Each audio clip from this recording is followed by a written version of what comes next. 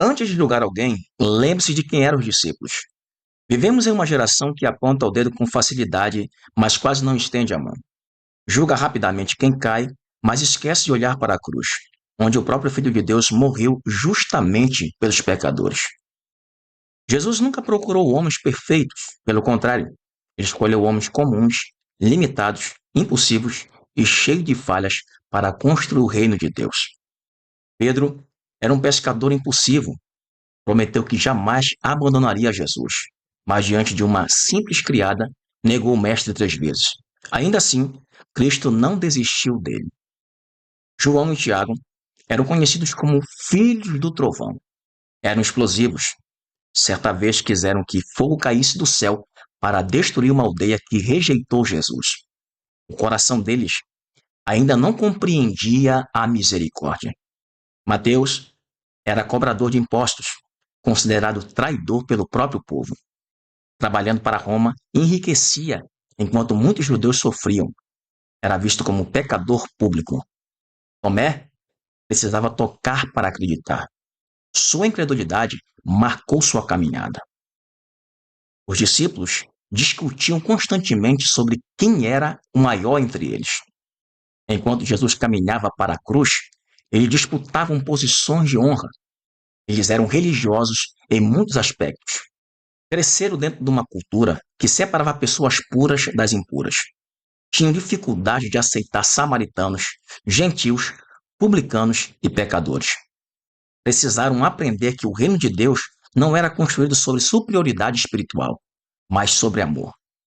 Mesmo caminhando diariamente ao lado do Salvador, demoraram para compreender a essência do Evangelho. Jesus teve paciência, ele corrigiu, ensinava, repreendia, restaurava e continuava amando, jamais desistiu deles. Depois da ressurreição, Jesus encontra Pedro novamente. Não pergunta, Pedro, por que você me negou?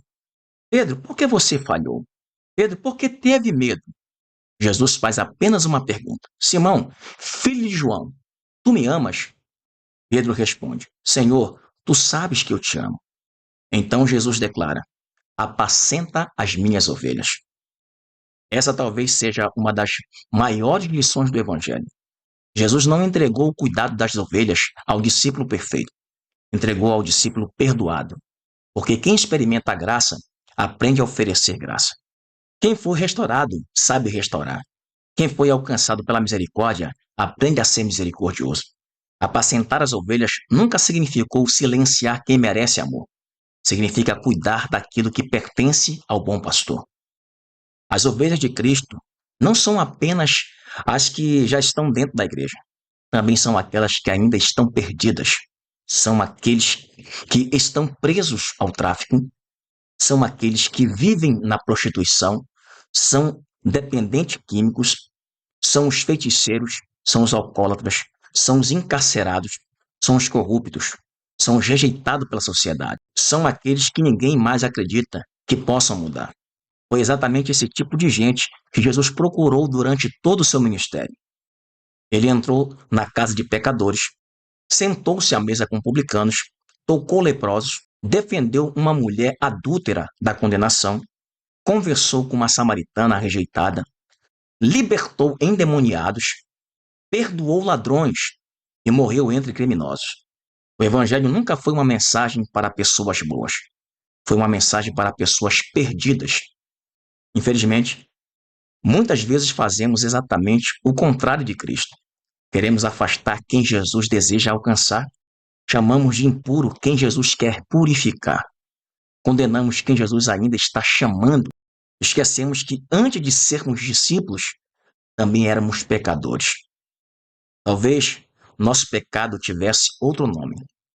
Talvez estivesse escondido atrás de uma aparência religiosa.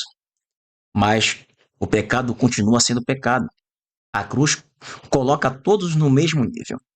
Não existe um pecador tão limpo que não precise da graça. Nenhum pecador tão sujo que a graça não possa alcançar. Foi isso que Jesus ensinou quando declarou: Nisto todos conhecerão que sois meus discípulos, se tiverdes amor um pelos outros.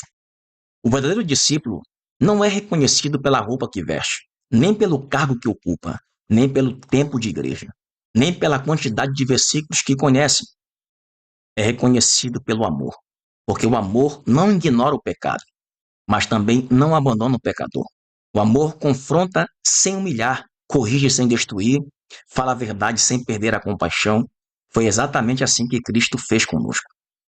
Se Jesus tivesse nos tratado como muitos tratam os outros hoje, talvez nenhum de nós estivesse de pé.